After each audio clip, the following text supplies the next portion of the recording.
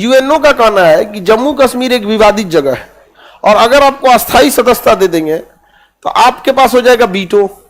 अब जम्मू कश्मीर के बारे में कभी भी कोई फैसला यूएनओ करेगा तो अगर इंडिया के फेवर में गया तो ठीक है, इंडिया के फेवर में नहीं गया और जम्मू कश्मीर के फैसला आने से पहले उसे वीटो मिल गया, लगा देगा वीटो। अब ये मुद्दा कौन उठा देता है? पाकिस्तान उठा देता है कि भाई भारत को वीटो मत देना, तो हमारा पाकिस्तान अटक जाएगा। सोचो पाकिस्तान तुम अपना देखो, तुम जिंदा रहोगे कि नहीं, बाद में कश्मीर निपटेगा आदमी। अब गया जमाना कश्मीर, लाहौर अपना है, नहीं समझा? कश्मीर कश्मीर चिल्लाने दीजिए, सीधे क्या ही है लाहौर। हालांकि लाहौर में खाना पीना बहुत अच्छा, मतलब छोला कुलचा बिरयानी चाय सब। लाहौर पूरे भारत का सबसे अच्छा एक सेकुलर कल्चर था, क्योंकि लाहौर में ना बहुत ज्यादा मात्रा में हिंदू भी रहते हैं, लाहौर में बहुत ज्यादा मात्रा में सिख भी और मुस्लिम भी। तो इंडिया की ये तीन मेजर पॉपुलेशन जो है वो सबसे ज्यादा आपको एक ही शहर में मिलती थी, तो लाहौर में मिलती थी।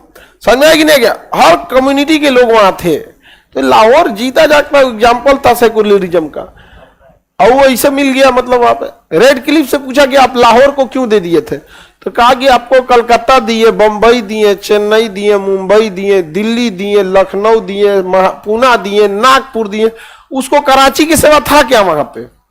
तो सोचे लाहौर दे देते हैं। रे चोट्टा कहीं का प्रसादी बांट रहा है।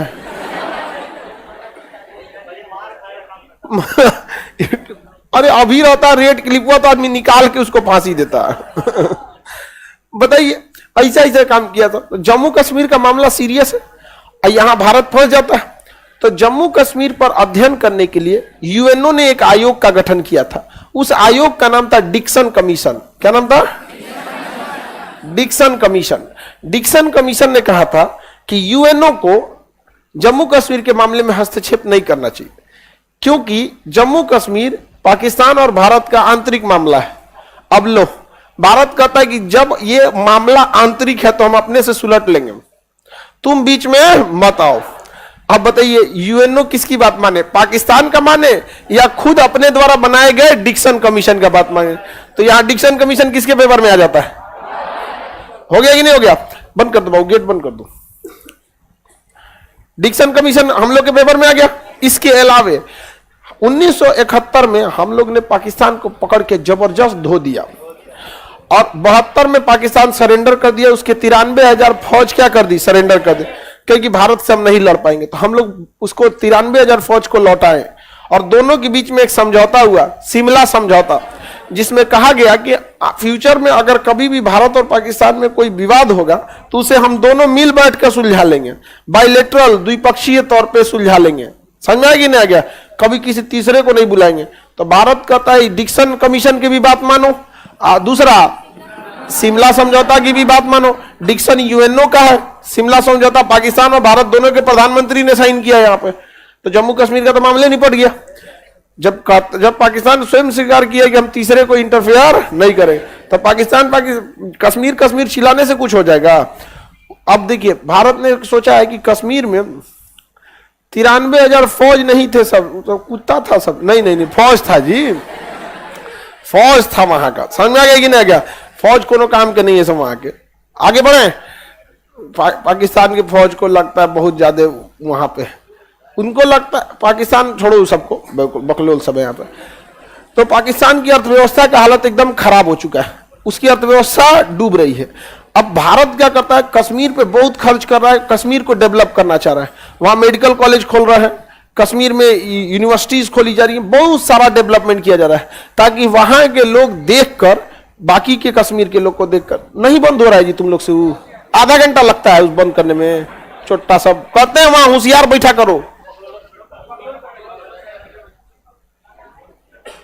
महाबैल है सब यहाँ पे, भाई छोड़ के सीधे क्लास चलाया है।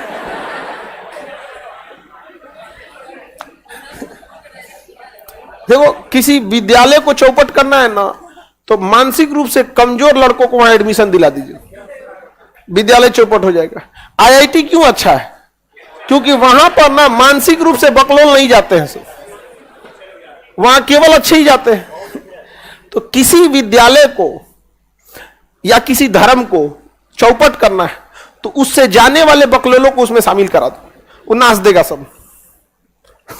आईआईटी को अगर नाचना है ना तो एंट्रेंस खत्म कर दो, अकलेल बकलेल कोनो घुस जाएगा, आईआईटी जैसी संस्था को नाच देगा। किसी धर्म को भी देखना, अकलेल बकलेल आएगा सब, जो ना बुद्धि है ना कुछ है नहीं है, वो अल्लाह अकबर करके कुछ कर देगा, राम जी का नाम लेके कुछ कर देगा। तो किसी धर्म को किसी विद्यालय को अगर नाच देना है तो उसमें शामिल होने वाले चौपटों की संख्या बढ़ा दीजिए बस। वो देखो किस तरह से क्या करेगा, चौपट करेगा। समझ रहा है तुम लोग? गधा कहीं का। आगे बढ़ते हैं, यहूदी वगैरह को देखो ना, ज्यूज सब यहूदी होते हैं ना, ज्यूज, इजराइल जिनका देश है, वो इस बात को बहुत अच्छे से समझते हैं।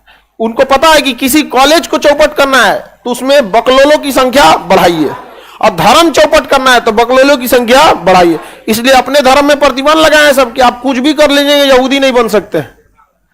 कहेगा कि ना ना हमारा चौपट हो जाएगा भाई, एंट्रेंस देना पड़, यहाँ नॉट अलाउड, नॉट अलाउड। यहाँ आज जो ससुरा हमरे धर्म में आजो हमरे में, अरे किस लायक है किस लायक नहीं देखे हो कभी? ना ना, संख्या बढ़ना चाहिए। समझ आ रहा है कि नहीं आ रहा है? दूर तक सोचो, दूर तक। खैर ये सब चीज बहुत लंबे चीजें की होती हैं सब। आप क्रिश्चियंस में देखते हैं पढ़े लिखे संख्या क्या रहता है ज्यादा, भारत का एजुकेशन सिस्टम वही संभाल के रखा है, 10th तक वही संभाल के रखा है एजुकेशन सिस्टम। आगे बढ़ते हैं, जम्मू कश्मीर का मामला समझ में आ गया।